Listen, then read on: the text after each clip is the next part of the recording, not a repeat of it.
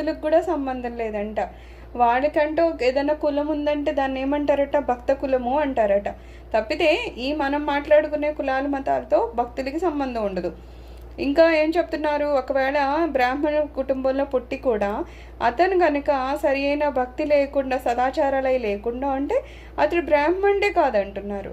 అలాగే బ్రాహ్మణ కుటుంబానికి చెందకపోయినా సరే అతడు కనుక భగవంతుడి యందు ప్రేమ కలిగి ఉంటేనంట అతడు పరమ పవిత్రుడే అవుతాడంట. శ్రీ గౌరాంగుడు అంటే చైతన్య మహాప్రభు శ్రీకృష్ణుని ఇంకొక అంశం చెప్తారనమాట. ఆయన మహాభక్తుడు కదా.